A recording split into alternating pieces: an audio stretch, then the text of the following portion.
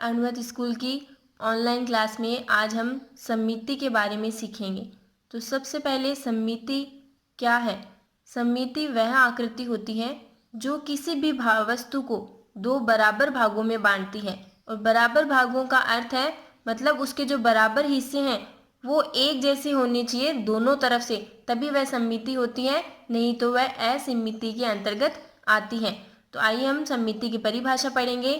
वह आकृति जो किसी बिंदु रेखा के दोनों ओर एक जैसा हो सममिति आकृति होती है, यानी उसके दोनों भाग है वो एक जैसे दिखाई देने चाहिए, अलग अलग नहीं होने चाहिए। यदि एक खींची गई लाइन या रेखा किसी आकृति को दो बराबर समान भागों में बांटती हो तो यह लाइन या रेखा सममिति की लाइन या रेखा कहलाती है। उसकी जो रेखा होती है वो बराबर भागों में बांटती है तो वह सममिति लाइन या रेखा कहलाती है।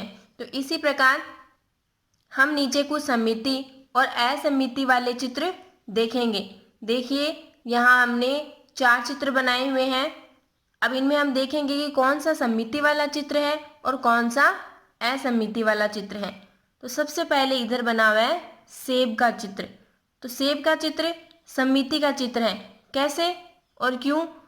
क्योंकि इसके बीच में रेखा खींचने पर इसके दो भाग हो जाते हैं और दोनों भाग एक जैसे हैं। मैंने कहा था जो भाग एक जैसे हो वह चित्र सममिति वाला कहलाता है। तो इसके दोनों भाग हैं वो एक जैसे दिखाई दे रहे हैं तो ये सममिति वाला चित्र है।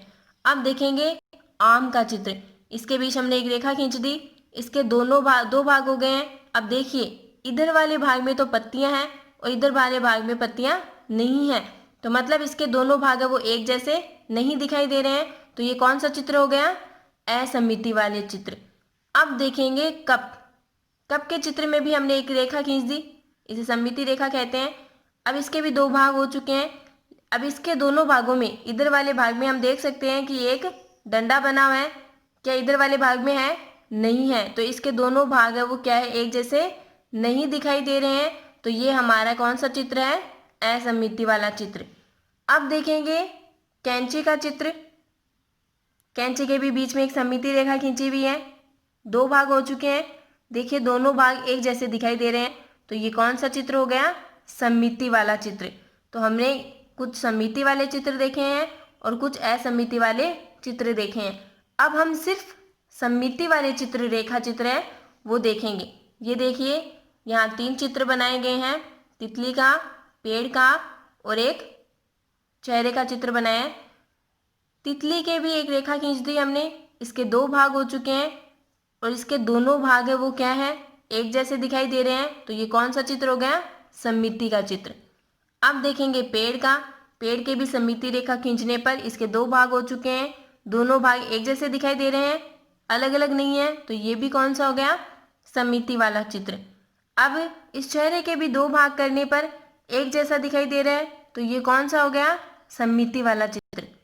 अब ध्यान देने वाली बात क्या है कि सममिति रेखा है वो एक नहीं होती है, एक से अधिक भी हो सकती है और अनंत भी हो सकती है। तो नीचे हम कुछ एक से अधिक सममिति वाले चित्र देखेंगे, जिसमें मैंने यहाँ 2 चित्र बना रखे हैं।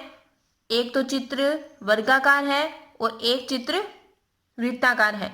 वर्गाकार कागज में 4 सममिति रेखाएं हो सकती हैं, एक ऐसे, एक इधर और एक इधर, 4 रेखाएं होगी। इसके देखिए सारे भाग है वो एक जैसे दिखाई दे रहे हैं तो ये सममिति रेखा चित्र के अंतर्गत आता है। अब देखेंगे वृत्ताकार कागज वाले चित्र को। वृत्ताकार चित्र में क्या है? अनंत रेखाएं हो सकती हैं, क्योंकि देखिए इसके सारे हिस्से हैं वो क्या है? एक जैसे दिखाई दे रहे हैं। तो ये अनंत सममिति वाला चित्र है। तो जो सममिति रेखा है वो एक नहीं, एक से अधिक और अनंत भी हो सकती है। इसी प्रकार कुछ वर्णों और अंकों की सममिति रेखाओं वाले चित्र हम देखेंगे। ये देखिए यहाँ वर्ण लिखा हुआ है ए, यहाँ अंक लिखे हुए हैं। तो अब नीचे देखेंगे इनमें कौन कौन सा सममिति में चित्र है जिन्हें हम बांट सकते हैं और कौन सा है जिन्हें हम सममिति वाले में नहीं बांट सकते हैं। तो पहले तो वे चित्र देखेंगे जिन्हें हम सममिति में बांट सकते हैं। तो इनमें से देखिए ए के 2 भाग करने पर एक जैसे दिखाई दे रहे हैं। याद रखना है, मैंने कहा था सममिति वाला चित्र सिर्फ वही होता है जिसके बीच में रेखा खींचने पर वो एक जैसा दिखाई दे तभी वो सममिति चित्र कहलाएगा, अन्यथा वो असममिति चित्र के अंतर्गत आता है। एक हमने बीच में रेखा खींची तो ये दोनों भाग एक जैसे हैं तो ये सममिति के अंतर्गत आ गया। इसी प्रकार हम 8 को देखेंगे।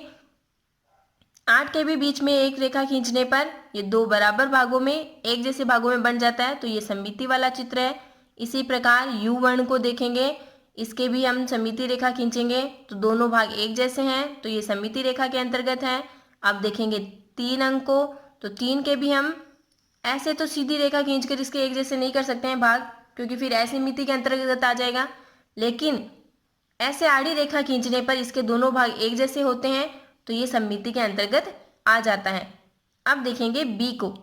बी के भी अगर हम सीधी रेखा खींचेंगे तो ये असममिति के अंतर्गत आ जाएगा, क्योंकि इसके दोनों हिस्से हैं वो क्या है, बराबर भागों में नहीं होंगे। तो हमने आड़ी रेखा खींचकर इसके दो भाग कर दिए हैं। देख सकते हैं आप दोनों भाग एक जैसे दिखाई दे रहे हैं, तभी यह सममिति के अंतर्गत है। अब इसी प्रकार देखेंगे वर्ण ओ को। ओ के भी हम सीधी रेखा खींचेंगे तो दोनों भाग क्या है, बराबर भागों में बन जाएंगे, तो सममिति रेखा के अंतर्गत है। अब देखेंगे आई को। आई को भी आड़ी रेखा खींचकर हम दो बराबर भागों में बांट देंगे। एक्स को भी देख लीजिए, ये भी क्या है, एक सममिति रेखा वाला चित्र है। इसी प्रकार 0 भी और डी भी। अब मैंने आपको बताया था कि सममिति रेखा है वो सिर्फ एक नहीं होती है, बल्कि क्या है, अनंत और एक से अधिक भी हो सकती है। तो अब नीचे हम कुछ वे चित्र और वे वर्ण अंक देखेंगे जिन्हें हम एक या एक से अधिक में भी बांट सकते हैं। तो देखिए 8, इसमें दो सममिति रेखाएं हैं। कैसे, 1 2, तो इसके बराबर भाग है वो एक जैसे दिखाई दे रहे हैं। ये वर्ण ओ है, इसमें अनंत रेखाएं हैं और इसके सारे हिस्से हैं वो बराबर है। अब देखेंगे एक्स को। एक्स में भी हमारी दो सममिति रेखाएं हैं, एक तो सीधी है, एक आड़ी है, और ये क्या हमारा सममिति वाला चित्र है। 0 में भी हमारी दो सममिति रेखाएं हैं, एक सीधी है और एक आड़ी रेखा है, और इसके जो भाग बन रहे हैं वो एक जैसे दिखाई दे रहे हैं, इसलिए ये सममिति रेखा के अंतर्गत है। तो इसी प्रकार आपको पता चल चुका है कि सममिति वाले रेखा चित्र कौन से हैं और असममिति वाले चित्र कौन से हैं। सममिति वाले वे चित्र होते हैं जिनके भाग है वो बराबर दिखाई देने चाहिए, एक जैसे दिखाई देने चाहिए, और असममिति में चित्र है वो एक जैसे नहीं दिखाई देते हैं, इसीलिए वो सममिति रेखा के अंतर्गत आते हैं।